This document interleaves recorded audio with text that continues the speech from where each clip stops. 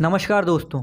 आजकल आपको अपने आसपास सोशल मीडिया या न्यूज़ चैनल पे एक बात ज़रूर सुनाई दे रही होगी कि आर्थिक मंदी आने वाली है, जिसका सीधा सा मतलब है कि अब लॉकडाउन और महंगाई की मार झेलने के बाद सीधे सीधे तैयार हो जाओ आने वाले नए खतरे के लिए, जिसका नाम है आर्थिक मंदी।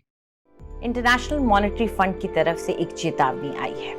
उसका कहना है कि दुनिया भर में एक तरीके से वैश्विक मंदी आ सकती है। अर्थव्यवस्था की विकास की रफ्तार घटने का अनुमान लगातार बना हुआ है। महंगाई इस बीच बढ़ती जा रही है, रोजगार भी कम हो रहे हैं, इसमें कोई दो राय नहीं है। लोगों की आमदनी भी घटी है, ये भी फैक्ट है। और इन सारे फैक्टर्स को सामने रखते हुए अर्थशास्त्री ये कह रहे हैं कि मंदी आ गई है। और इससे पहले कि आपकी मासिक आमदनी पहले के मुकाबले आधी रह जाए और खर्चे पहले से डबल हो जाएं, आपको सावधान हो जाना चाहिए।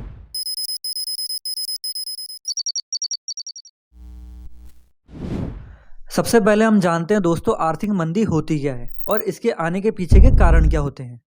किसी भी देश की लास्ट 6 महीने की जीडीपी ग्रोथ जब कंटिन्यू माइनस में जाने लगती है, यानी कि डीग्रो होने लगती है, तो ऐसी परिस्थिति को आर्थिक मंदी कहा जाता है। वैसे तो विशेषज्ञों ने आर्थिक मंदी आने के पीछे कई कारण बताए हैं, जिनमें से कुछ इस तरह से है। लगातार आर्थिक गतिविधियां बढ़ने से डिमांड बहुत ज़्यादा बढ़ जाना, जिससे महंगाई अपने हायर लेवल पर आ जाए। दो देशों के मध्य युद्ध होना,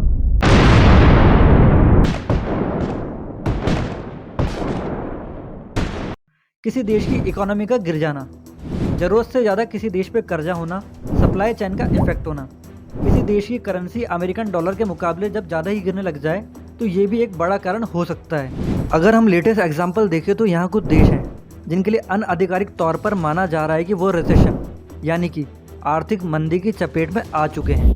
यहाँ अनआधिकारिक शब्द का इसलिए यूज़ किया गया है क्योंकि जो देश आर्थिक मंदी की चपेट में आ चुके हैं, वहाँ की अथॉरिटीज़ खुल के इस बात को मानने को तैयार ही नहीं है कि वो लोग प्रॉब्लम में हैं। जैसे कि फोर्ब्स के एक आर्टिकल में बताया गया है कि अमेरिका में टेक्निकल रिसेशन की शुरुआत हो चुकी है, लेकिन अमेरिकन प्रेसिडेंट जो बाइडन का कहना है कि हमारे यहाँ पे कोई रिसेशन आने ही नहीं वाला है। ऐसा ही हाल Germany, Brazil, China, Britain, Sweden और काफ़ी सारी यूरोपियन कंट्रीज़ का है। अब सोचने वाली बात यह है कि सिर्फ मंदी आए तो सहा भी जा सकता है, पर यहाँ तो मंदी के साथ साथ महंगाई भी अपने चरम पे पहुँच गई है।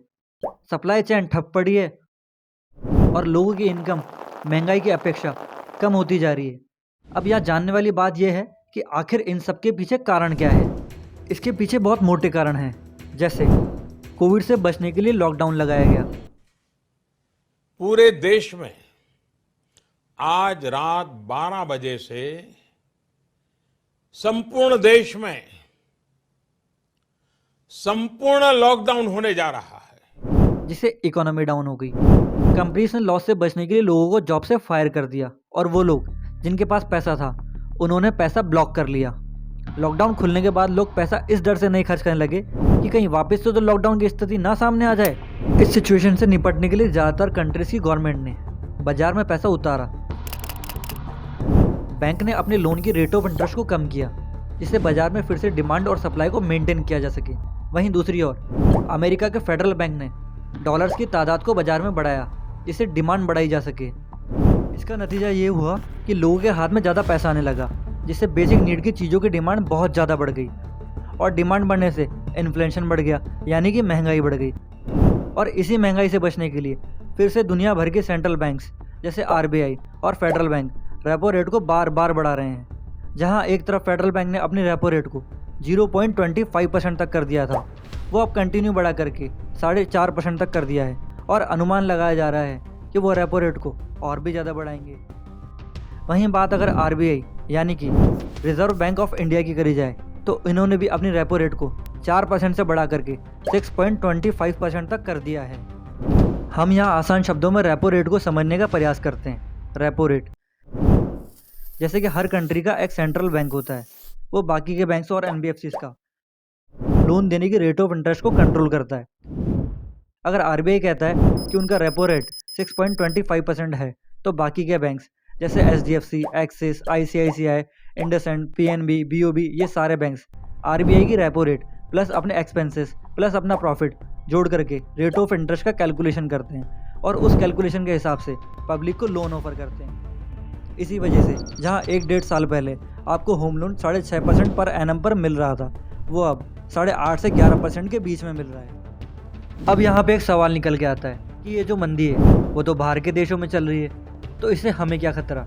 जवाब इतना सा है कि अभी तक हम नेट एक्सपोर्टर कंट्री नहीं, नेट इम्पोर्टर कंट्री है। हमें अपनी ज़रूरत का ज़्यादातर सामान जैसे mineral fuels, oil, precious stones, metals, coins, electric equipment, machinery, nuclear reactors, boilers, organic chemicals, petrol, crude oil, कोयला, आयरन और स्टील, इन जैसे बहुत सारी वस्तुओं का बाहर से इंपोर्ट करना पड़ता है। और ज़्यादातर फॉरेन ट्रेडिंग अमेरिकन डॉलर्स में ही होते हैं, जो कि हमें पहले से ही काफ़ी महंगा पड़ रहा है। दूसरी ओर हमारी करेंसी रुपए का प्राइस डॉलर के मुकाबले गिरता ही जा रहा है। पहले जहां हमें $1 के 75 रुपये चुकाने होते थे, वही अब $1 के 82 से लेकर 85 रुपये तक चुकाने पड़ते हैं। और इसी रुपये को गिरने से बचाने के चलते जो प्रयास करे जा रहे हैं, उससे हमारा फॉरेक्स रिजर्व कम होता जा रहा है।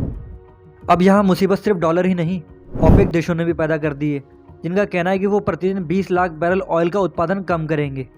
ऐसा होते ही हमें ऑयल खरीदना काफ़ी महंगा पड़ेगा, जिससे FMCG से लेकर ज़रूरत की सभी वस्तुओं के रेटों में महंगाई बढ़ना तय है। ये सब बताने का उद्देश्य किसी को डराना नहीं, बल्कि अवेयर करना है अबाउट अपकमिंग फ्यूचर। हालांकि हमारे वित्त मंत्री निर्मला सीतारमण जी, IMF और काफ़ी सारे अर्थशास्त्रियों का कहना है कि इंडिया पे इन सब का ज़्यादा इम्पैक्ट नहीं पड़ेगा। मैं भी यही आशा करता हूँ कि इंडिया पे इम्पैक्ट ना पड़े, पर फिर भी तैयारी करके चलने में कोई बुराई नहीं है, क्योंकि हम सभी जानते हैं कि कोविड के टाइम पे जिन लोगों के पास बिल्कुल भी सेविंग नहीं थी, उनका क्या हाल हुआ था। ये बताइए, आप अभी यहाँ पे खड़े हैं गांव जाने के लिए, अचानक से फैसला लिया लॉकडाउन की वजह से या पहले से तय था? लॉकडाउन की वजह से। लॉकडाउन की वजह से जी। क्यों ऐसा? काम धंधा बंद हो गया तो अभी कमाई नहीं है, कुछ नहीं, पैसा नहीं, तो फिर खाएंगे कहाँ, रहेंगे कहाँ, तो जाना ही पड़ेगा गाँव। ऐसे समय में अपने पैसे को लिक्विड में रखें, या फिर अपने पैसे को अपने बैंक या फिर अपने पास ही रखें। शॉर्ट टाइम के लिए इक्विटी इन्वेस्टमेंट से दूर रहें और अपने बेफिजूल के खर्चे और ऑब्लिगेशंस यानी कि देनदारी को कम से कम करने की कोशिश करें। हो सके तो अपने पैसे को गोल्ड में इन्वेस्टमेंट करें, क्योंकि गोल्ड ऐसे टाइम पे बहुत अच्छे रिटर्न देते हैं। इस पूरी जानकारी को अंत तक सुनने के लिए और हमारे साथ बने रहने के लिए आपका बहुत बहुत धन्यवाद।